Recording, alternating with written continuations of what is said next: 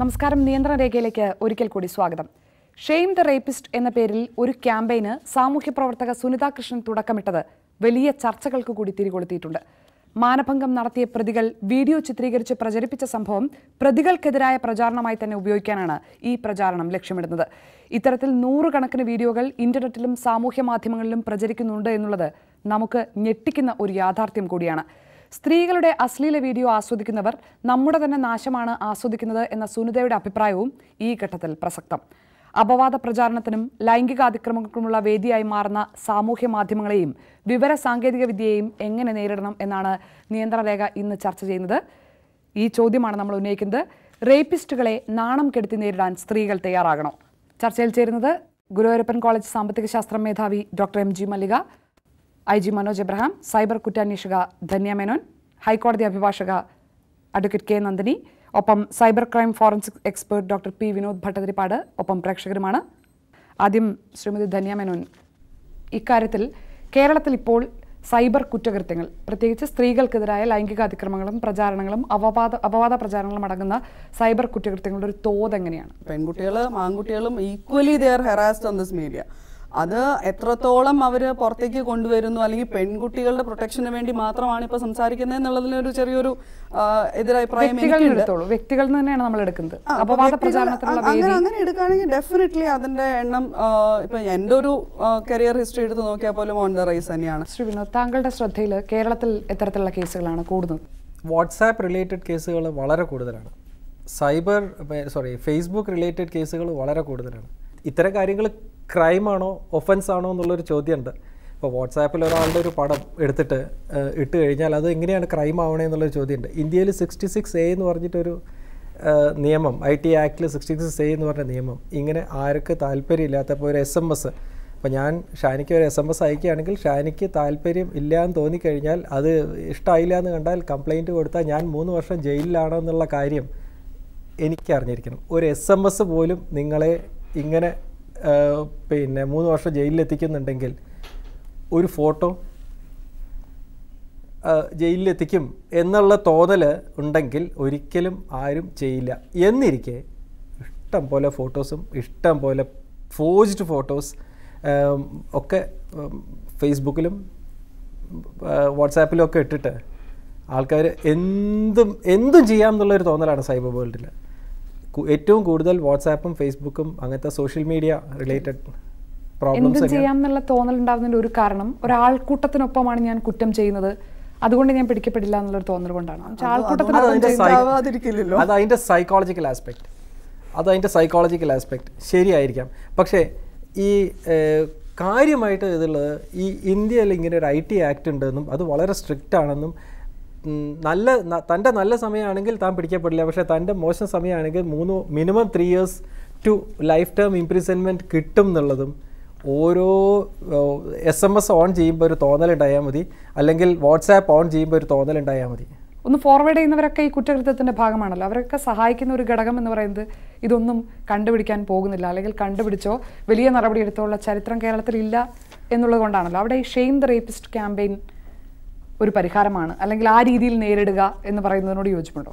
സുനിത കൃഷ്ണനെ വളരെ ബഹുമാനിക്കുന്ന ഒരാളാണ്. ഷെയിം ദ റേപ്പിസ്റ്റ് എന്നുള്ള അവരുടെ ക്യാമ്പയിൻ എത്രമാത്രം വിജയിക്കുമെന്നുള്ളത് നമ്മൾ കണ്ടു തന്നെ അറിയേണ്ടതാണ്. പക്ഷെ അതൊരു according to me I think she has done the right thing. പക്ഷേ എന്ന് വെച്ചിട്ട് ഞാനത് ടോട്ടലായിട്ട് എനിക്ക് അതിനോട് സം റിസർവേഷൻസ് ഉണ്ട് എനിക്ക്. അതായത് ആ സ്ത്രീകളുടെ ശരിക്കും കൺസെൻറ്റ് ഇല്ലാണ്ട് ഇട്ട് കഴിഞ്ഞാലുള്ളൊരു ചില സാങ്കേതികതയുണ്ട് നമ്മൾ എന്തിടുമ്പോഴും. അപ്പോൾ whether the women were consented for that, അതൊരിക്കലും സാധ്യമില്ല. അപ്പോൾ അതിനകത്ത് എനിക്കൊരു ഇതെന്ന് പറഞ്ഞു കഴിഞ്ഞാൽ, നമുക്ക് അവരുടെ തന്നെ വെപ്പൺ നമ്മൾ ഉപയോഗിക്കുന്ന സമയത്ത് അറിയാതെ to a certain extent we are also becoming a part of that. അതിനകത്ത് I'm a bit worried about that. IG Manoj Abraham തിരുവനന്തപുരത്ത് നിന്നാണ് നമ്മളോടൊപ്പം ചേരുന്നത്.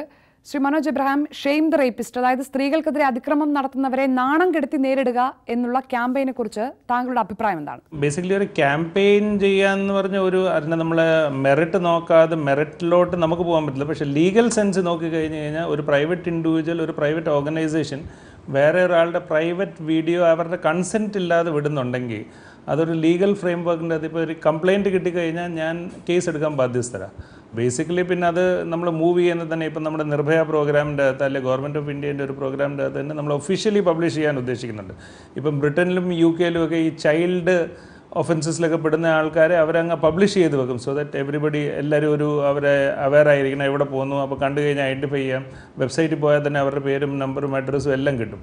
അപ്പോൾ അങ്ങനത്തെ ഒരു ക്യാമ്പയിൻ ലീഗൽ സിസ്റ്റമിൻ്റെ അകത്തുണ്ട്. ഈ കേരളത്തിലും അല്ലെങ്കിൽ ഇന്ത്യയിലും അത് നമ്മൾ നിർഭയ പ്രോഗ്രാമിൻ്റെ അകത്ത് ആലോചിച്ചിട്ടുണ്ട്. അത് മുമ്പിലോട്ട് കൊണ്ടുപോകാൻ ഉദ്ദേശിക്കുന്നുണ്ട്. പലപ്പോഴും നീതിന്യായ സംവിധാനം പരാജയപ്പെടുമ്പോഴാണല്ലോ ഇത്തരത്തിൽ സ്ത്രീകൾക്ക് തന്നെ ഇത്തരത്തിലുള്ള പ്രതിരോധ സംവിധാനങ്ങളെക്കുറിച്ച് ആലോചിക്കേണ്ടി വരുന്നത്.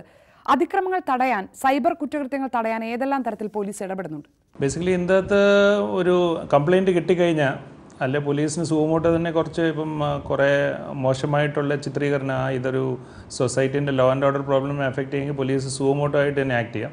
പക്ഷേ അതിനകത്ത് ഈ പരിമിതികൾ വരുന്ന ഇത് ഏത് സൈറ്റിലായിട്ടെന്ന് പറഞ്ഞാൽ കുറേ സൈറ്റ്സ് ഇപ്പം ഫേസ്ബുക്കൊക്കെ നമ്മളോട് കുറേ ശേഖരിക്കുന്ന സോഷ്യൽ മീഡിയ സൈറ്റ്സ് ഉണ്ട്. ഇപ്പം വാട്സപ്പ് ആയിക്കഴിഞ്ഞാൽ വാട്സപ്പിൻ്റെ അകത്ത് നമുക്ക് ഏത് വീഡിയോ കണ്ടൻറ്റാണ് ട്രാൻസ്ഫർ ചെയ്തെന്ന് നമുക്ക് കണ്ടുപിടിക്കാൻ വളരെ പാടാണ്. എസ്റ്റാബ്ലിഷ്ഡ് സോഷ്യൽ മീഡിയ സൈറ്റ്സ് ആണെങ്കിൽ നമ്മൾ അവരോട് നമ്മളെ ടേംസ് ഓഫ് അഗ്രിമെൻ്റ് ഉണ്ട്. അപ്പോൾ അങ്ങനത്തെ കേസ് രജിസ്റ്റർ ചെയ്ത് കഴിഞ്ഞിട്ട് നമുക്ക് അവരോട് അപ്രോച്ച് ചെയ്ത് കഴിഞ്ഞാൽ ഇത് ഏത് IP അലോഡ് ചെയ്തെന്ന് നമുക്ക് മനസ്സിലാക്കാൻ സാധിക്കും. അപ്പോൾ അത് വെച്ച് അവരെ ട്രേസ് ചെയ്തിട്ട് പിടിക്കാനുള്ള ഒരു സാധ്യതയുണ്ട്. അപ്പോൾ അങ്ങനത്തെ ഏതെങ്കിലും കംപ്ലയിൻറ്റ്സ് കിട്ടുന്നുണ്ടെങ്കിൽ പോലീസിനെ അപ്രോച്ച് ചെയ്ത് കഴിഞ്ഞാൽ ഒരു കുറേ ശതമാനം വരെ, ഒരു 80-90% വരെ നമുക്കത് കണ്ടുപിടിച്ച് അവരെ കൊണ്ടുവരാൻ സാധിക്കും. സാധാരണഗതിയിൽ ഇത്തരത്തിലുള്ള സന്ദേശങ്ങൾ എല്ലാവരുടെയും ശ്രദ്ധയിൽപ്പെടും. ചിലരത് അവഗണിക്കും, ചിലരത് ഫോർവേഡ് ചെയ്യും. അങ്ങനെ വ്യക്തികളെ അപകീർത്തിപ്പെടുത്തുന്ന സന്ദേശങ്ങൾ ശ്രദ്ധയിൽപ്പെട്ടാൽ ഒരാൾ എന്താണ് ചെയ്യേണ്ടത്? എവിടെയൊക്കെ അറിയിക്കാം? നടപടി എങ്ങനെ ഉറപ്പുവരുത്താം? എല്ലാ ഡിസ്ട്രിക്ട്സിലും ഒരു സൈബർ സെല്ലുണ്ട്. അവിടെ ഈ ആൾക്കാരെ ട്രെയിൻ ചെയ്ത് കുറച്ച് ആൾക്കാരെ നമ്മളോട് വെച്ചിട്ടുണ്ട്. അവർക്ക് വലിയ ലീഗൽ പവേഴ്സ് ഇല്ലെങ്കിലും അവർക്ക് രജിസ്റ്റർ ചെയ്തിട്ട് സ്റ്റേഷനിലോട്ട് വെച്ചിട്ട് ചെയ്യാൻ സാധിക്കും. ഏറ്റവും ബെസ്റ്റ് അല്ലെ ഹൈടെക് സെല്ലോ ഇപ്പം നമ്മൾ സൈബർ പോലീസ് സ്റ്റേഷൻ അത് നമ്മൾ എക്യുപ്പ് ചെയ്തിട്ട് അവിടെ ഒരു കുറച്ച് ട്രെയിൻഡ് സ്റ്റാഫിനെയും കൊടുത്തിട്ടുണ്ട്. പക്ഷേ അത് ട്രിവാൻഡ്രത്താണ്. അതല്ലാതെ ഇപ്പം വേറെ ജില്ലയിൽ എവിടെയെങ്കിലും ആണെങ്കിൽ ഏറ്റവും ബെസ്റ്റ് സൈബർ സെല്ലിൽ പോയിട്ട് ആ ജില്ലയിൽ SP ഓഫീസിനോട് ചേർന്നുള്ള സൈബർ സെല്ലിൽ കൊടുത്തു കഴിഞ്ഞാൽ അവിടുന്ന് ഈ കംപ്ലയിൻറ്റ് രജിസ്റ്റർ ചെയ്യാൻ സാധിക്കും. അവർ ഇൻവെസ്റ്റിഗേറ്റ് ചെയ്ത് കണ്ടുപിടിക്കാനുള്ള മാർഗ്ഗം അവിടുന്ന് കണ്ടുപിടിച്ചിട്ട് പിന്നെ പോലീസ് സ്റ്റേഷനിലോട്ട് ക്രൈം കേസ് എടുക്കാൻ കൊടുക്കുന്ന ഒരു പ്രവണത നമ്മളിപ്പം ഫോളോ ചെയ്തുകൊണ്ടിരിക്കും. നന്ദി ശ്രീ മനോജ് എബ്രഹാം. വിമാനത്തിൽ വെച്ച് ഒരു സ്ത്രീക്ക് നേരിടേണ്ടി വന്ന ദുരനുഭവം ആ സ്ത്രീ നേരിട്ടതും ഇതുപോലെ തന്നെയാണ്. അവർ ആ വീഡിയോ ഷൂട്ട് ചെയ്തു. അവരെ ഉപദ്രവിച്ച അല്ലെങ്കിൽ കൈനീട്ടി അപമാനിക്കാൻ ശ്രമിച്ച മാന്യൻ്റെ വീഡിയോ ഷൂട്ട് ചെയ്തു, നേരെ ഫേസ്ബുക്കിൽ പോസ്റ്റ് ചെയ്തു. താങ്കൾ കഴിഞ്ഞ ദിവസം അത് പറഞ്ഞു. അതെ, സത്യത്തിൽ നമുക്ക് ഇങ്ങനെ ചെയ്യാവൂ എന്നൊന്നുമില്ല. എന്നുവെച്ചാൽ സ്വാഭാവികമായിട്ടും മറ്റുള്ളവരെ ഹേർട്ട് ചെയ്യണം എന്നുള്ള ഉദ്ദേശമില്ലാതെ സ്വയം രക്ഷയ്ക്ക് വേണ്ടി പലപ്പോഴും നമ്മൾ പുതിയ മാർഗ്ഗങ്ങൾ തേടേണ്ടി വരും. എന്നെ സംബന്ധിച്ച് എനിക്ക് തോന്നുന്നതെന്ന് വെച്ച് കഴിഞ്ഞാൽ ഇതിൻ്റെ അകത്ത് ഇപ്പം ഈ വീഡിയോ പ്രചരിച്ച വീഡിയോൻ്റെ അകത്ത് ഒരു ക്രൈമാണ് പ്രചരിക്കുന്നതെന്ന് അറിയാതെ സ്വാഭാവികമായിട്ടും അതിനെ ത്രില്ലടിച്ചിട്ടാണ് പല ആൾക്കാരും ചെയ്തിട്ടുള്ളത്. അപ്പോൾ അവരുടെ മുന്നിലേക്ക് ഇതേ ടെക്നോളജി തന്നെ ഉപയോഗിച്ചുകൊണ്ട് എതിർക്കുക എന്ന് പറയുന്ന ഒരു സ്ട്രാറ്റജിയാണ് സുനിത ഉപയോഗിച്ചിട്ടുള്ളത്. പലപ്പോഴും ആ സ്ട്രാറ്റജി നമ്മൾ ഉപയോഗിക്കേണ്ടി വരും. കാരണം നിയമവ്യവസ്ഥയാണെങ്കിലും മറ്റുള്ള എല്ലാ വ്യവസ്ഥകളും തകർന്നിടത്ത് ഒരു രക്ഷയുമില്ലാതെ ഭീകരമായ രീതിയിലേക്ക് ഒരു അരക്ഷിതാവസ്ഥ അനുഭവിക്കുന്നൊരിടത്ത് ഇങ്ങനെയും സാധ്യതയുണ്ട് എന്ന് തെളിയിക്കുകയാണ് സുനിത ഈ തരത്തിൽ ചെയ്തത്. ഇപ്പം ഞാൻ തന്നെ നേരത്തെ പറഞ്ഞു, എൻ്റെ ഒരു പോസ്റ്റിൻ്റെ അകത്ത് ഇൻബോക്സ്, ഞാൻ ഫേസ്ബുക്ക് നന്നായി ഉപയോഗിക്കുന്ന ആളാണ്, ഇഷ്ടംപോലെ ഫോട്ടോ അതിലിടാറുണ്ട്. കാരണം എന്തുകൊണ്ട് ഞാൻ ഫോട്ടോ ഇടുന്നത് വെച്ചാൽ ഇവിടെ ഇരിക്കുന്ന പെൺകുട്ടികളൊക്കെ ചോദിച്ചാൽ അറിയാം, ഇവരൊക്കെ FB ഉപയോഗിക്കുന്നുണ്ടെങ്കിലും കുട്ടികളുടെ ഫോട്ടോ ഇടൂല. കാരണം എന്താ വെച്ചാൽ ഇവരുടെ കൂടെ പഠിക്കുന്ന ആൾക്കാരാണെങ്കിലും പറയും പെൺകുട്ടികൾ ഫോട്ടോ ഇടാൻ പാടില്ല, കാരണം പെൺകുട്ടികൾ ഫോട്ടോ ഇടാൻ ഇത് മോർഫ് ചെയ്യും മറ്റേത്. അതേസമയം ഇവരാരും ഒരിക്കൽ പോലും ആലോചിച്ചിട്ടില്ല ഇവർ ഷോപ്പിംഗ് കോംപ്ലക്സിലൊക്കെ പോകുന്നിടത്തൊക്കെ ഫോട്ടോ എടുക്കുന്നുണ്ട്. ഇവർക്കൊന്നും മോർഫ് ചെയ്യാൻ പറ്റാത്ത FBയിൽ മാത്രം എന്താ മോർഫ് ചെയ്യുമെന്ന് പറയുന്നതിന് കാരണം എന്താണെന്നുള്ള ചിന്ത പോലും ഇവർക്ക് വരുന്നില്ല. അതിന് കാരണം എന്താ വെച്ചാൽ ഈ ഫേസ്ബുക്ക് പോലെയുള്ള ഇൻ്റർനെറ്റ് പോലെയുള്ള ഈ ടെക്നോളജി ഡെവലപ്പ് ചെയ്യുമ്പം ഈ ടെക്നോളജിയിൽ നിന്ന് മാറ്റി നിർത്തിയിട്ട് ചൂഷണം ചെയ്യാനുള്ള ഒരു ഉപാധി ഉണ്ടാക്കുക എന്ന് പറഞ്ഞാൽ പണ്ട് സ്ത്രീകളെയും ശൂദ്രരും വേദം കേൾക്കുന്നത് നിരോധിക്കണം എന്ന് പറയുന്ന രീതിയിലേക്കുള്ള അറിവിൻ്റെ മേഖലകളിൽ നിന്ന് മാറ്റി നിർത്താനുള്ള വളരെ കൃത്യമായ ഒരു തന്ത്രമാണ് ഈ രീതിയിലുള്ള പ്രചാരണത്തിൻ്റെ ഭാഗമായിട്ടെന്ന് എനിക്ക് തോന്നുന്നത്. അപ്പം ആ രീതിയിലേക്ക് വരുന്ന സമയത്ത് ഇതിൻ്റെ ഉള്ളിൽ കടന്നു കയറുകയും ഇതിൻ്റെ ഉള്ളിൽ നിന്നുകൊണ്ട് തന്നെ ഇതിനെ ഫൈറ്റ് ചെയ്യുകയും ചെയ്തിട്ടില്ല എങ്കിൽ എപ്പോഴാണ് നമ്മൾ പുറകെ പോകും. കാരണം ടെക്നോളജി വികസിച്ച് വരുന്ന സമയത്ത് ആ ടെക്നോളജി അറിയാത്ത ആൾക്കാർ എന്ത് ചെയ്യുന്നു, നിരക്ഷരരും സാക്ഷരരും തമ്മിലുള്ള വ്യത്യാസമല്ല, ടെക്നോളജി അറിയുന്നവനും അറിയാത്തവനും തമ്മിലുള്ള വ്യത്യാസത്തിനേക്കാൾ ഇത്തിരി കൂടുതലാണ്. നേരത്തെ പറഞ്ഞല്ലോ ഫേസ്ബുക്കിൽ മോശമായി പെരുമാറുന്നത്. എൻ്റെ കേസിൽ തന്നെ ഫേസ്ബുക്കിന് ഇൻബോക്സിൽ ഞാൻ അത്യാവശ്യം കവിതയൊക്കെ എഴുതിയിടാറുണ്ട്. എൻ്റെ എഴുത്തുകൾ എന്ന് വെച്ച് ഞാൻ ചർച്ചയൊക്കെ നടത്താറുണ്ട്. ചർച്ചയ്ക്കൊക്കെ എന്ന് പറഞ്ഞാൽ പലരും ഒരാൾ വന്നിട്ട് എൻ്റെ അടുത്തല്ല, സ്ത്രീ എന്ന് പറഞ്ഞാൽ ദൈവത്തിൻ്റെ നികൃഷ്ട സൃഷ്ടിയാണ് മറ്റേതാണെന്ന് പറഞ്ഞ് കുറേ പോസ്റ്റ് കിട്ടും. അപ്പോൾ അതിനെന്താ വെച്ചാൽ നമ്മൾ അതിൻ്റെ അടിയിൽ എന്ത് ചെയ്യുന്നത് വെച്ച് കഴിഞ്ഞാൽ വളരെ കൃത്യമായ മറുപടി ഇൻബോക്സിൽ വന്നിട്ട് പറഞ്ഞു നിങ്ങൾ ഇപ്പം കവിതയൊന്നും എഴുതിയിട്ടൊന്നും കവിതയും ഫിലോസഫിയും കൊണ്ടൊന്നും കാര്യമില്ല. നിങ്ങൾ പെണ്ണല്ലേ, ഭർത്താവിൻ്റെ മുന്നിൽ നിങ്ങൾ കാലും അകത്തി കിടന്നു കൊടുക്കുക എന്ന് വെച്ചാൽ എൻ്റെ മുന്നേ എൻ്റെ അടുത്ത് ഇൻബോക്സിൽ ഇട്ടതാണ്. കാരണം ആരും അറിയാതെയാണ് ഇവർ എഴുതുന്നത്. ഞാനൊന്നും ചെയ്തില്ല. ഞാൻ ഈ പറയുന്ന സാധനം പൂർണ്ണമായിട്ട് എടുത്തിട്ട് നേരെ എന്ത് ചെയ്തു, എൻ്റെ ടൈം ലൈനിൽ ഇട്ടിട്ട് പറഞ്ഞു ഇന്നയാൾ എഴുതിയതാണിത്. എന്നിട്ട് അതിൻ്റെ അടിയിൽ കൊടുത്തു, ഇങ്ങനെ ആരെയും സുഹൃത്തുക്കളെ ഇവനെ ആരെയും അറിയുമെങ്കിൽ നിങ്ങളൊരു സെക്സ് തെറാപ്പിസ്റ്റിൻ്റെ അടുത്ത് ട്രീറ്റ്മെൻറ്റ് കൊണ്ടുപോകുക, കാരണം ഇതാണ് ഇവൻ്റെ കാഴ്ചപ്പാട്. ഇവിടെ എന്തും പറയാം എന്ന് തോന്നിപ്പിക്കുന്നത് എന്താണ്? നേരത്തെ പറഞ്ഞ മാതിരി ഷാനി പറഞ്ഞ പോയിന്റ് സൈക്കോളജിക്കലാണ്. അതിൻ്റെ മറ്റൊരു ആസ്പെക്റ്റ് ഉണ്ട്. ഇത് കണ്ടുപിടിക്കാൻ പറ്റില്ല എന്നുള്ളൊരു തോന്നൽ. ഈ കണ്ടുപിടിക്കാൻ പറ്റില്ല എന്നുള്ള തോന്നൽ എങ്ങനെയാണ് വരണതെന്ന് വെച്ചാൽ അവെയർ അല്ലാത്തതുകൊണ്ടാണ്. ഇൻ്റർനെറ്റിലോ മൊബൈലിലോ അല്ലെങ്കിൽ ഒരു സിമ്പിളായിട്ട് പറഞ്ഞ ഒരു മൊബൈൽ അല്ലെങ്കിൽ ഒരു ഇമെയിൽ ID, ഇതൊക്കെ ഇൻ്റർനെറ്റിലേക്കുള്ള കവാടങ്ങളാണ്. ഈ കവാടത്തിൽ കൂടെ ഒരു മൊബൈൽ വെച്ച് കോൾ ചെയ്യണു, ഒരു SMS അയക്കണു, ഒരു വാട്സാപ്പിൽ ഇടണു, അല്ലെങ്കിൽ നെറ്റ് ഒരു ഇമെയിൽ അയക്കണു, അല്ലെങ്കിൽ ഇൻ്റർനെറ്റിലൊരു അപ്ലിങ്ക് ചെയ്യണു, ഇൻ്റർനെറ്റിന് ഡൗൺ ലിങ്ക് ചെയ്യണു. ഇതൊക്കെ സൈബർ വേൾഡിൽ നമ്മൾ ചെയ്യുന്ന ട്രാൻസാക്ഷൻ ഒരറ്റം തൊട്ട് മറ്റേ അറ്റം വരെ കൃത്യമായിട്ട് ഞങ്ങൾ ട്രേസ് ചെയ്യും. അത് ഒരു ഫോട്ടോ ഇട്ട് കഴിഞ്ഞാൽ ആ ഫോട്ടോ ഏത് നിലയ്ക്ക് മാറ്റിയിട്ടാലും, ഒറിജിനൽ ഫോട്ടോ കിട്ടിയിട്ടില്ലെങ്കിലും ഏറ്റവും വേസ്റ്റ് ആയിട്ടുള്ള കംപ്രഷൻ നടക്കുന്നത് വാട്സാപ്പിലാണ്. ആ വാട്സാപ്പ് ഫോട്ടോ പോലും ഞങ്ങൾ കണ്ടുപിടിക്കാൻ പറ്റും. പക്ഷേ അവിടെ വാട്സാപ്പിൽ പ്രചരിപ്പിക്കുന്ന കാര്യങ്ങൾ കണ്ടുപിടിക്കാൻ പറ്റില്ല എന്നുള്ളൊരു തെറ്റിദ്ധാരണ ഇത്തരം കുറ്റകൃത്യങ്ങൾ കൂടുന്നതിന് കാരണമായി പറയുന്നത് അത് ശരിയാണോ? വാട്സാപ്പിൽ അത് കണ്ടുപിടിക്കാൻ പറ്റാതിരിക്കുമോ? കഴിഞ്ഞ ആഴ്ച നടന്നിട്ടുള്ളൊരു സംഭവം പറയാം. ഇതേപോലെ ഒരു ന്യൂഡ് ഫോട്ടോ കിട്ടിയിട്ട് എൻ്റെ കയ്യിൽ കിട്ടി. കൃത്യമായിട്ട് എന്നാണ് എങ്ങനെയാണ് അത് ചെയ്തിട്ടുള്ളത്, ഏത് ടെക്നോളജി ഉപയോഗിച്ചിട്ടാണ് അത് ഫോർജ് ചെയ്തിട്ടുള്ളത്, എല്ലാ വിവരങ്ങളും എടുത്തു കൊടുത്തു. സൈബർ ഇടനിലക്കാരാണ് സൈബർ സെല്ലുള്ളവർ, അല്ലാണ്ട് സൈബർ എക്സ്പേർട്സ് അല്ല. സൈബർ ഫോറൻസിക്സ് എന്ന് പറഞ്ഞ ഒന്ന് കേരള പോലീസിൻ്റെ സൈബർ സെല്ലില്ല. സൈബർ ഫോറൻസിക്സ് എന്ന് പറഞ്ഞാൽ കമ്പ്യൂട്ടർ എഞ്ചിനീയർമാരുടെ ഒരു കളിയാണ്. അപ്പോൾ ഞങ്ങളൊക്കെ കമ്പ്യൂട്ടർ എഞ്ചിനീയറിംഗ് കഴിഞ്ഞ് വന്ന് സൈബർ ഫോറൻസിൽ PhD എടുത്തിട്ട് ഇപ്പോൾ ഞാൻ എഴുതിയ ടെക്സ്റ്റ് ബുക്കാണ് അമേരിക്കയിലും യൂറോപ്പിലും പല സ്ഥലത്തും PhDക്ക് റെഫറൻസ് ബുക്ക്. അവരതാണ് പഠിക്കണത്. അങ്ങനെയുള്ള ഇതിൽ വന്നവരാണ്. ഇങ്ങനെയുള്ള ക്വാളിഫൈഡ് ആയിട്ടുള്ള ഒരാളും കേരളത്തിലെ സൈബർ സെല്ലില്ല. ഇന്ത്യയിൽ ഒരു പോലീസ് ഓർഗനൈസേഷനിലും സൈബർ സെല്ലില്ല. എൻ്റെ പോയിന്റ് അതല്ല. ഇപ്പം എൻ്റെ കയ്യിൽ കിട്ടുന്ന ഒരു സംഗതി, തെറ്റായി കിട്ടിയ ഒരു സാധനം ഞാൻ പ്രചരിപ്പിക്കാൻ ഒരാൾക്ക് അയച്ചാലും ഞാനും കുറ്റം ചെയ്യുന്നുണ്ട്. അത് കണ്ടുപിടിക്കാൻ ഒരു ബുദ്ധിമുട്ടുമില്ല. അത് കണ്ടുപിടിക്കാൻ ഒരു ഫോറൻസിക്സിന്റെ പോലും ഒന്നിന്റെയും ആവശ്യമില്ല. എന്റെ മൊബൈലിലേക്ക് കിട്ടിയ ഐ എം നോട്ട് റെസ്പോൺസിബിൾ. എന്റെ മൊബൈലിലേക്കോ എന്റെ ഇമെയിൽ IDയിലേക്കോ വരുന്നത് ഐ എം നോട്ട് റെസ്പോൺസിബിൾ. പക്ഷെ ഞാനത് ഒരാൾക്ക് പാസ് ചെയ്ത് കൊടുത്താൽ, അല്ലെങ്കിൽ ഞാനത് ഒരാൾക്ക് കാണിച്ചു കൊടുത്താൽ അവിടെ I have committed A crime. ഈ ഒരു പോയിന്റിൽ തന്നെ ശിക്ഷ എന്ന് പറയുന്ന ഒരു സംഗതി നടപ്പിലാക്കിയാൽ ഈ സംഗതിയുടെ ഉറവിടം ഉണ്ടാവില്ല. പിന്നെ what she said is very correct. ഇന്ത്യയിൽ അതിനുള്ള നിയമം ഉണ്ട് എന്നുള്ളതാണ്. നിയമമുണ്ട്, പക്ഷെ ഫോർവേഡ് ചെയ്ത ആളെ പോലീസ് ചാർജ് ചെയ്യണില്ല. അത് ചാർജ് ചെയ്യണില്ല. എല്ലാവരും പറയുന്നത് ഞാൻ ഫോർവേഡ് ചെയ്തത് എനിക്ക് കിട്ടിയതല്ലേ, ഐ എം നോട്ട് റെസ്പോൺസിബിൾ, ഞാൻ ഉണ്ടാക്കിയതല്ല.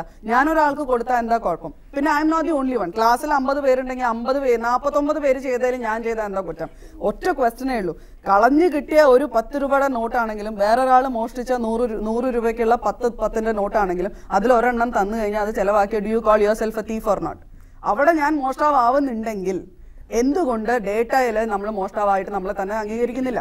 That is some plain concept that we have to understand. ഇത് ഒറിജിനേറ്റ് ചെയ്ത ആളും ഫോർവേഡ് ചെയ്ത ആളും ഒരേപോലെ 3 വർഷം തടവിന്, അതാണ് ഇന്ത്യയിലത്തെ നിയമം. എന്നിരിക്കെ പോലീസ് പോലും മറുപടി ഞാൻ കണ്ടിട്ടുണ്ട്, സോഷ്യൽ മീഡിയയിൽ തന്നെ കണ്ടിട്ടുണ്ട്. സരിതാ നായരുടെ വീഡിയോ ഇത്തരത്തിൽ പ്രചരിച്ചപ്പോൾ ഫേസ്ബുക്കിൽ ഇത് വലിയ ചർച്ചയായി കഴിഞ്ഞപ്പോൾ വന്നൊരു ഫോട്ടോ, ഒരു വലിയ സമ്മേളനത്തിന്റെ ഫോട്ടോ പോസ്റ്റ് ചെയ്തിട്ട് ഇവരെയൊക്കെ നിങ്ങൾ പ്രതികളായി ചേർക്കുമോ എന്നുള്ള ചോദ്യമാണ് ചോദിക്കുന്നത്. ആര് കണ്ടുപിടിക്കും? ഇത്രയും പേരൊക്കെ ഇവരെ കേസ് എടുക്കുമോ? ഇവരെയൊക്കെ ജയിലിടുവോ? ഏതെങ്കിലും ഒരു കേസിൽ ഒരു 4 ആളുടെ അഗേൻസ്റ്റ് ഒന്ന് കേസ് എടുക്കട്ടെ, അപ്പൊ കാണാം നമ്മുടെ എത്ര പേർക്ക് ധൈര്യം കാണുന്നു. ഇതൊന്നും അല്ലാതെ ഒരു നല്ല സൊല്യൂഷൻ കഴിഞ്ഞ ദിവസം ഡോക്ടർ മല്ലിക പറഞ്ഞു. അത് മാത്രമേ ഉള്ളൂ രക്ഷ എന്നാണോ എന്നാണ് ഞാൻ ചോദിക്കുന്നത്. അതല്ല, എന്താ സംഭവം എന്ന് വെച്ചാൽ നമ്മൾ ഇപ്പോഴും ടെക്നോളജിനെ കാണുന്നത്. ഇപ്പൊ ഈ കുട്ടികളൊക്കെ ചോദിച്ചറിയാം, സ്കൂളുകളിൽ +2 വരെ മൊബൈൽ നിരോധിച്ചിരിക്കുക. മൊബൈൽ ഉപയോഗിക്കുന്നില്ലേ നിങ്ങളൊക്കെ? സ്കൂളിൽ ഉപയോഗിക്കുന്നില്ലേ?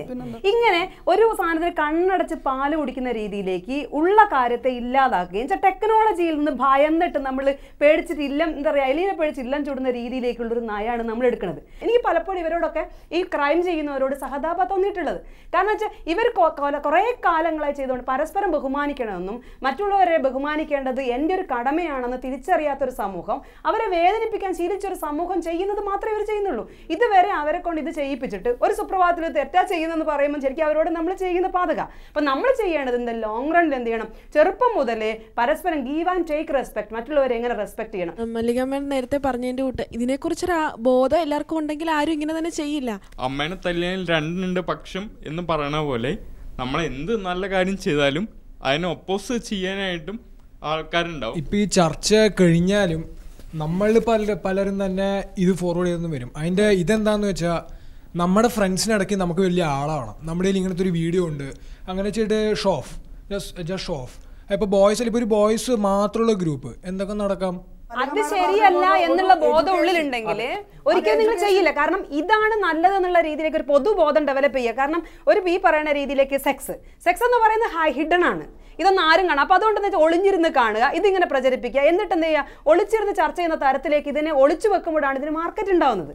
സത്യത്തിൽ ഇതൊക്കെ തന്നെ പരസ്യമായി ചർച്ച ചെയ്യാനും ഇത്തരം കാര്യങ്ങൾ ഓപ്പണായി പറയാനുള്ള ഒരു സത്യസന്ധതയിലേക്ക് നമ്മൾ വന്നാൽ തന്നെ നമ്മുടെ പ്രിയപ്പെട്ട ആരുടെയെങ്കിലും ഇതൊക്കെ മോർഫ് ചെയ്ത ചിത്രങ്ങളുടെ അത് നിങ്ങളുടെ പ്രിയപ്പെട്ട ഒരു ഗ്രൂപ്പിൽ വന്നാൽ എന്ത് ചെയ്യും? നിങ്ങളുടെ മൈ സിസ്റ്റർ, ഞാൻ എൻ്റെ അനിയത്തിൻ്റെ എപ്പോഴും പറയും ഫേസ്ബുക്കിലും വാട്സാപ്പിലും ഒന്നും അവളുടെ ഫേസ് ഉള്ള ഫോട്ടോ ഇടും. ഈവൻ മൈ ഫ്രണ്ട്സിന്റെ അടുത്ത് പറയും ഹോൾ ആയിട്ടുള്ള. അവിടെ നേരത്തെ മാം പറഞ്ഞ പോലെ ഒരു ഷോപ്പിംഗ് മാളിൽ പോകുമ്പോൾ നിങ്ങളുടെ സിസ്റ്ററിന്റെ ഫോട്ടോ എടുത്ത്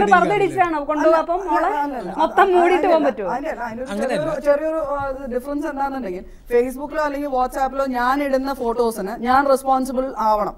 പക്ഷെ മാഡം പറഞ്ഞ പോലെ നമ്മൾ പോകുന്ന പബ്ലിക് പ്ലേസിൽ അല്ലെങ്കിൽ മോളിലൊക്കെ നമ്മളെ എടുത്ത് ഫോട്ടോ എടുക്കുന്നു എന്ന് പറഞ്ഞാൽ നിയമമാണ് ഞാൻ പറയുന്നത്. നിയമം അനുസരിച്ചിട്ട് ആ പറയുന്ന organisation is responsible for the data. Ma'am ഞാൻ ചോദിക്കുന്നത് അപ്പൊ നമ്മൾ ഫേസ്ബുക്കിൽ ഫോട്ടോ ഇടാൻ പാടില്ല എന്നാണ് സ്ത്രീകൾക്കുള്ള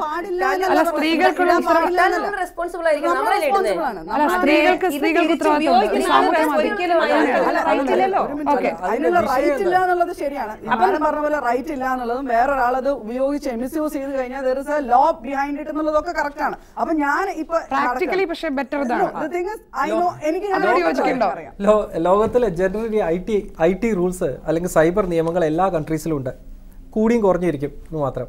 പക്ഷേ ജനറലി എല്ലാ ഐ ടി റൂൾ പ്രകാരം എൻ്റെ സ്വന്തം ഫോട്ടോ ഇടാനേ എനിക്ക് അധികാരമുള്ളൂ. എൻ്റെ ഭാര്യയുടെ ഫോട്ടോ ഇടാനോ മകളുടെ ഫോട്ടോ ഇടാനോ മകൻ്റെ ഫോട്ടോ ഇടാനോ അച്ഛൻ്റെ ഫോട്ടോ ഇടാനോ അമ്മയുടെ ഫോട്ടോ ഇടാനോ ഒന്നും ആർക്കും എനിക്ക് അധികാരമില്ല. എന്നിരിക്കെ ഞാൻ എൻ്റെ വീട്ടിലെ ഗ്രൂപ്പ് ഫോട്ടോ ഇട്ട് കഴിഞ്ഞാൽ എൻ്റെ വൈഫ് ഒരു കംപ്ലൈൻറ്റ് എഴുതി കൊടുത്താൽ മിനിമം 3 years ഞാൻ ജയിലിലാണെന്നുള്ളത് എത്ര പേർക്ക് അറിയാം?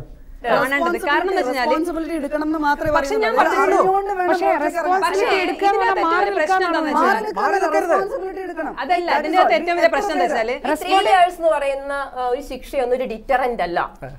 കൊലപാതകം ചെയ്ത് കഴിഞ്ഞാൽ നിന്നെ തൂക്കിക്കൊല്ലും അല്ലെങ്കിൽ നിന്നെ ഇത് ചെയ്യും, ജീവപര്യന്തം ഇടും. It's not a deterrent. അതിനകത്ത് പറയുന്ന പണിഷ്മെന്റ് ഒന്നും ഡിറ്ററന്റ് അല്ല. സൊല്യൂഷൻസ് ഒന്നും അല്ല വേണ്ടത്. ഞാൻ പറഞ്ഞു വെച്ചാല് ഒരു സ്ത്രീ എന്ന് പറഞ്ഞാൽ ആ സ്ത്രീക്ക് വ്യക്തിത്വം ഉണ്ട്. ഈ പറയുന്ന ഫോട്ടോ വെച്ചിട്ട് നമ്മളെ തകർത്താൻ ശ്രമിച്ചാൽ ഞങ്ങൾ തകരില്ലടോ എന്ന് പറയാനുള്ള ആത്മവിശ്വാസം ഉണ്ടാക്കി എടുക്കുകയാണ് നമ്മൾ ചെയ്യേണ്ടത്. അപ്പൊ ഇവിടെ ഇങ്ങനെയുള്ള ഒരു സാധനം നമ്മൾ ഡെവലപ്പ് ചെയ്ത് വന്നു കഴിഞ്ഞാൽ ഒരാൾക്കും നമ്മളെ തകർത്താൻ കഴിയില്ല. ഇതാണ് ലോങ് റൺ ആയിട്ട് നമ്മൾ ഉണ്ടാകേണ്ടത്. നമ്മൾ പെങ്ങളോട് പറയേണ്ടത് നിന്റെ ഫോട്ടോ ഇടരുത്, നീ അങ്ങനെ വേണമെന്നുണ്ടെങ്കിൽ ഇവരുടെ ഒക്കെ ഫോട്ടോ പലയിടത്തുനിന്ന് എടുത്തിട്ടിടാൻ പറ്റും, ഭയന്നിട്ട് എവിടെയും പോകാൻ പറ്റാത്തൊരവസ്ഥ വരും. ഇതല്ല നമ്മുടെ പെങ്ങളോടും നമ്മുടെ കുട്ടികളോടും നമ്മൾ പറയേണ്ടത്. നീ എന്ന് പറയുന്ന ഒരു വ്യക്തിയുടെ ഇൻബോൺ ആയിട്ടുള്ള കപ്പാസിറ്റിനെ ഡെവലപ്പ് ചെയ്തതിന് ശേഷം നിങ്ങൾ തകർത്താൻ വരുന്ന ആൾക്കാരോട് പോടോ പുല്ലേ എന്ന് പറഞ്ഞാലുള്ള ഒരു ആർജവം നമുക്ക് ഉണ്ടാവുക. സൈബർ മീഡിയയിൽ പോലീസ് ഇല്ല എന്ന് പറയുമ്പോൾ സൈബർ മീഡിയയിൽ ചെയ്യണ കുറ്റങ്ങൾക്ക് ഫിസിക്കൽ സ്പേസിൽ നമ്മളിപ്പോൾ ജീവിക്കുന്ന ഫിസിക്കൽ സ്പേസിൽ പണിഷ്മെന്റ് കിട്ടും. എന്ത് സൈബർ ട്രാൻസാക്ഷൻ ചെയ്താലും മൗസ് ഒന്ന് ക്ലിക്ക് ചെയ്താൽ അത് കണ്ടുപിടിക്കാൻ ഈ നാട്ടിലെ ആളുകൾ റെക്കോർഡഡ് ആണ്. അതിന് ഒരു ഹ്യൂമൻ വിറ്റ്നസിന്റെ ആവശ്യമില്ല. ഒരൊറ്റ മണിക്കൂറോ 2 മണിക്കൂറോ കോടതിയിൽ വാദപ്രതിവാദം വേണ്ടി വരുള്ളൂ, ഈ ജയിലിൽ പോവുകയും ചെയ്യും. ഇന്ത്യൻ എവിഡൻസ് ആക്ട് അമെൻഡ് ചെയ്തിട്ട് ഡിജിറ്റൽ തെളിവുകൾ 100% അക്സെപ്റ്റബിൾ ആണ്. അഡോൾസൻസിനൊക്കെ ഒരു തെറ്റിദ്ധാരണ ഉണ്ട്. അതായത് അവരൊരു പ്രൈവറ്റ് ഗ്രൂപ്പിൽ എന്തെങ്കിലും ഒരു വീഡിയോ ഇട്ടാൽ ഇറ്റ് ഇസ് കംപ്ലീറ്റ്ലി പ്രൈവറ്റ്. വേറെ ആർക്കും ആക്സസ് ചെയ്യാൻ പറ്റില്ല, ഫോൺ ലോക്ക് ചെയ്യാൻ കൊണ്ട് പുറത്ത് പോകുന്നില്ല, അങ്ങനത്തെ ഒരു അഹങ്കാരമുണ്ട്. നിങ്ങളൊക്കെ പഠിക്കുന്ന ഒരു ചോദ്യത്തിന് നിങ്ങൾ തന്നെ പറയുന്ന ഒരു ആൻസർ ഉണ്ട്. Is internet private or public എന്ന് ചോദിച്ചു കഴിഞ്ഞാൽ 10ൽ 10 മാർക്ക് കിട്ടാൻ വേണ്ടി ഇന്റർനെറ്റ് ഇസ് പബ്ലിക് എന്ന് ഏത് കുട്ടിയും പറയും. പക്ഷേ അവർ അതിനകത്ത് ട്രാൻസാക്ട് ചെയ്യുന്നതൊക്കെ പ്രൈവറ്റ്. നിയമങ്ങളുണ്ടെന്ന് അറിയാൻ വേണ്ടി എല്ലാവർക്കും ഇപ്പോൾ ലോ കോളേജിൽ പോയി നിയമം പഠിക്കാൻ പറ്റില്ല. ഈ കുറ്റകൃത്യങ്ങൾ ചെയ്യുന്നവർ മാതൃകാപരമായി ശിക്ഷിക്കപ്പെടുമ്പോഴാണ് ഇങ്ങനെ നിയമങ്ങളുണ്ടെന്ന് ശ്രദ്ധിക്കപ്പെടും. സരിത തന്നെ പറഞ്ഞു, ആൾക്കെതിരെ ഇത്രയും വീഡിയോ ഇട്ടവർ പ്രചരിപ്പിച്ചവരുടെ വിചാരം ഞാനിത് കണ്ട് തൂങ്ങിച്ചാവുന്നു. സരിത പറഞ്ഞു, ഇങ്ങനെ കാണുന്ന പെൺപിള്ളേർക്ക് ഇങ്ങനെ ഒരു സാധനം വരാണെങ്കിൽ അവർ തീർച്ചയായും ഇതിനെ അവരെ തളർത്താനുള്ളതല്ല, അവർക്കൊരു വിൽ പവർ ഉണ്ടാക്കണമെന്ന് സരിത തന്നെ പറഞ്ഞു. വീട്ടിൽ നിന്ന് തന്നെ തുടങ്ങണം ഇതിൽ ബാലപാഠമായിട്ട്. അതായത് പെൺകുട്ടികളായാലും വീട്ടിൽ തന്നെ പറഞ്ഞ് മനസ്സിലാക്കി കൊടുക്കണം. അതായത് ഒരു ആൺകുട്ടി ഇപ്പോൾ ഒന്ന് നോക്കി അല്ലെങ്കിൽ ഒന്ന് ബസ്സിൽ വെച്ചൊന്ന് തോണ്ടി അങ്ങനെ വരികയാണെങ്കിൽ തിരിച്ച് ചോദിക്കാനുള്ള ആ ഗഡ്സ് കാണിക്കണം. കേരളത്തിന് ആവശ്യമായ റിസോഴ്സസ് ഉണ്ട്, മാൻ പവർ ഉണ്ട്, ടെക്നോളജി ഉണ്ട്, നോളജ് ഉണ്ട്. ഇതെല്ലാം ഉണ്ടായിട്ടും പല കാര്യങ്ങളും മുൻനിരയിലോട്ട് എത്തുന്നില്ല. എന്താണ് ഇതിന്റെ ലിമിറ്റിംഗ് ഫാക്ടർ? ഞങ്ങൾ എന്താ ഇതിൽ നിന്ന് മനസ്സിലാക്കുന്നത്?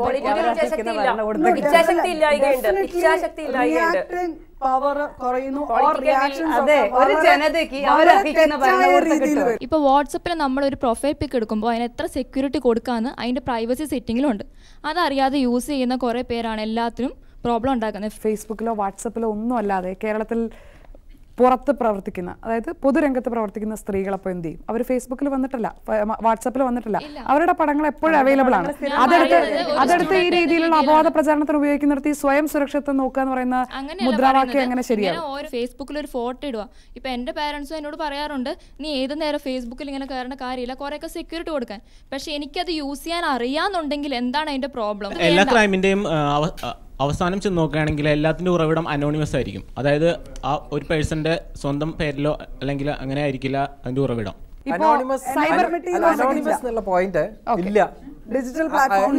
സരിതയുടെ കാര്യം പറഞ്ഞ പോലെ തന്നെ വീഡിയോ പുറത്തു വന്നു. സരിത നായർ ഫേസ്ബുക്കിൽ കൂടെ പ്രതികരിച്ചു. അത് ബാക്കിയുള്ളവർക്കും അറിയാം, എല്ലാവർക്കും അറിയാം. അതിനൊരു കംപ്ലൈൻറ്റ് സാറിന് ലഭിച്ചു എന്ന് വെക്കുക. ആ കംപ്ലയിൻറ്റ് ലഭിച്ചു കഴിഞ്ഞ് കഴിഞ്ഞാൽ എന്നോട് ഇന്ത്യയിലെ നിയമവാഴ്ചയെക്കുറിച്ചുള്ള ഒരു വെല്ലുവിളിയാണോന്നറിയില്ല, എന്നോട് ഒരാൾ പറഞ്ഞത് ഇങ്ങനെയാണ്, അങ്ങനെ സരിതയുടെ വീഡിയോ ഷെയർ ചെയ്തവർ പിടിക്കപ്പെടുകയാണെങ്കിൽ കേരളത്തിലെ ജയിലുകൾ മുഴുവൻ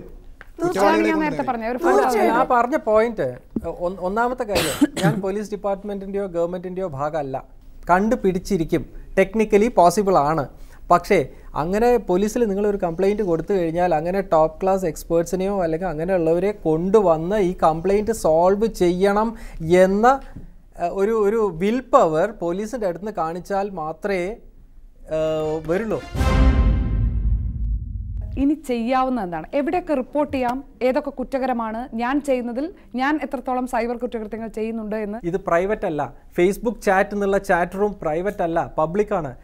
അതായത് ഇങ്ങനെ നിങ്ങളുടെ ഒരു കമ്പ്യൂട്ടർ എനിക്ക് തന്നു കഴിഞ്ഞാൽ ഞാൻ കൃത്യമായിട്ട് പറയും, നിങ്ങൾ ഇന്ന ആൾക്കാരൊക്കെ ആയിട്ട് ഇന്ന ചാറ്റുകൾ ചെയ്തു, ഇന്ന ദിവസങ്ങളിൽ ഇന്ന ഹിസ്റ്ററി കംപ്ലീറ്റ് എടുത്ത് പുറത്തേക്ക് കാണിച്ചു തരാനുള്ള എക്സ്പേർട്സ് ഉണ്ട്. ഈ കമ്പ്യൂട്ടറിൽ മൗസ് ക്ലിക്ക് ചെയ്താൽ അതൊരു പബ്ലിക് ഇവൻ്റായി, പ്രൈവറ്റ് അല്ല. തെളിയിക്കും. ഈ തോന്നൽ മനസ്സിലുണ്ടായാൽ മതി. ഈ ഉണ്ടാക്കിയ ഒരു പ്രോഡക്റ്റിന് ഉപഭോക്താവ് എന്നുള്ള ഒരാളില്ലെങ്കിൽ പിന്നെ ഇതാരാ ഉണ്ടാക്കുക? ഈ ഉപഭോക്താക്കളെ തന്നെ ശിക്ഷിച്ചാൽ തന്നെ അവിടെ തീർന്നു, ഇതിന്റെ മാനുഫാക്ചറിങ് തീർന്നു അവിടെ. എനിക്ക് അത്രയും എളുപ്പമായിട്ട് തോന്നുന്നില്ല, അത് പറയാൻ എളുപ്പമാണ്. കാരണം നമ്മൾ പ്രൈവസിയെ പറ്റിയാണ് മെയിൻലി പറയുന്നത്, അല്ലേ? നമ്മുടെ പ്രൈവസിയെ പറ്റിയാണ്. അപ്പോൾ നമുക്ക് റൈറ്റ് ടു പ്രൈവസി ഉണ്ട്, ബാലൻസിങ് ആക്ട് ആണത്. Freedom of speech and expression versus right to privacy. ഇതിന്റെ ബാലൻസിങ് തെറ്റുന്ന സമയത്താണ് പല കാര്യങ്ങളും ഇവിടെ ഉണ്ടാവുന്നത്. അതേസമയം തന്നെ ക്രിമിനൽ ജസ്റ്റിസ് സിസ്റ്റത്തിൽ സൈബർ ലോനെ എത്രമാത്രം കോപ്റ്റ് ചെയ്തിട്ടുണ്ട്. മറ്റു പീനൽ പ്രൊവിഷൻസ് പോലെ ഇത് വേറെന്തൊരു ഭാഗമായിട്ട് നിൽക്കുന്നില്ല. എത്ര അമെൻമെന്റ് വന്നാലും ഇത്തരം സാധനങ്ങളൊക്കെ കണ്ടുകഴിഞ്ഞാൽ നമ്മൾ എന്ത് ചെയ്യുക? നമ്മൾ അത് ക്രൈം ആണെന്ന് തിരിച്ചറിയുകയും ഇതിനെ പ്രോത്സാഹിപ്പിക്കുകയും ചെയ്യാനുള്ള ഒരു ടെൻഡൻസി ഈ കാണുന്ന ആൾക്കാർ തന്നെ ചെയ്തു കഴിഞ്ഞാൽ ഒരു ലോകം, ഞാൻ ഒരു ഒപ്റ്റിമിസ്റ്റ് ആയിട്ടാണ് പറയുന്നത്, ഒരു പെസിമിസ്റ്റ് ഒന്നല്ല. അപ്പം നമ്മൾ കാണുക വെച്ചാൽ ഒരു ഫാസ്റ്റ് ആയിട്ട് മൂവ് ചെയ്തുകൊണ്ടിരിക്കുന്ന ഒരു കാലഘട്ടത്തിൽ അവിടെ ഉണ്ടാകുന്ന റിസ്ക്കും ഫാസ്റ്റ് തന്നെയായിരിക്കും. കുറേ കൂടി റിസ്ക് ചെയ്യും, നമുക്കത് മനസ്സിലാക്കാനും ബുദ്ധിമുട്ടായിരിക്കും. ആ സെൻസിൽ അതിനെ കാണുകയും അതിനെ തിരിച്ചറിയുകയും നമ്മുടെ ചുറ്റുവട്ടത്തുള്ള ആൾക്കാരോടൊക്കെ തന്നെ ഇത് പറഞ്ഞ് മനസ്സിലാക്കി കൊടുക്കുകയും ചെയ്യുന്ന ഒരു തലത്തിലേക്ക് വരണം. ഇതൊക്കെ കഴിഞ്ഞു കഴിഞ്ഞാലും പ്രശ്നങ്ങളുണ്ടാവും. ഈ പ്രശ്നങ്ങളെ അതിജീവിക്കേണ്ടത് ഇതൊന്നും അല്ല നമ്മളെ തളർത്തുന്നത്. ഇതിനപ്പുറത്തേക്ക് ഒരു വ്യക്തിയുണ്ട്. ഞാൻ ശരീരം എന്ന് പറയുന്ന സാധനം നിങ്ങൾക്ക് എന്തേ ചെയ്യാൻ പറ്റുള്ളൂ.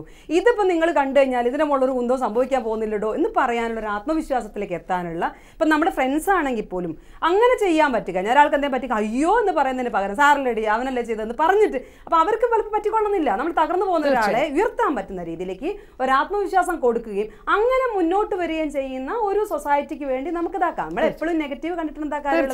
ലോകത്തിൽ ഒരുപാട് നന്മ. വളരെ നന്ദി. വളരെ വിലപ്പെട്ട വിവരങ്ങളും നിർദ്ദേശങ്ങളുമാണ് അതിഥികളും ഒപ്പം തന്നെ പ്രേക്ഷകരും മുന്നോട്ട് വെച്ചിരിക്കുന്നത്. അതിൽ പ്രധാനപ്പെട്ടത് ഏറ്റവും ഒടുവിൽ ഡോക്ടർ മല്ലിക പറഞ്ഞു നിർത്തിയത് തന്നെ ആവർത്തിക്കുന്നു. തകർക്കാൻ ശ്രമിക്കുന്നവർക്ക് മുമ്പിൽ തകരില്ല എന്ന് വിശ്വസിക്കുക തന്നെയാണ് സൈബർ കുറ്റകൃത്യങ്ങൾ കൈകാര്യം ചെയ്യുന്ന കാര്യത്തിൽ ഇപ്പോഴും അമാന്തം കാണിക്കുന്ന ഒരു ഭരണവ്യവസ്ഥയുള്ള സംസ്ഥാനത്ത് അല്ലെങ്കിൽ ഒരു നാട്ടിൽ ഏറ്റവും ആദ്യം ചെയ്യേണ്ടത്. പക്ഷേ അതിനുമപ്പുറത്തേക്ക് എപ്പോൾ ഇത് തിരുത്താൻ, സൈബർ കുറ്റകൃത്യങ്ങൾ കൃത്യമായി നേരിടാൻ സർക്കാരുകൾ തയ്യാറാകുന്നു, സംവിധാനങ്ങൾ തയ്യാറാകുന്നു, അവിടെ അതിന് കൃത്യമായ ഉത്തരമുണ്ട് എന്ന വിദഗ്ധരുടെ അഭിപ്രായം വലിയ ആത്മവിശ്വാസമാണ്. വളരെ നന്ദി ഒരിക്കൽ കൂടി. നിയന്ത്രണ പൂർണ്ണമാകുന്നു. നമസ്കാരം.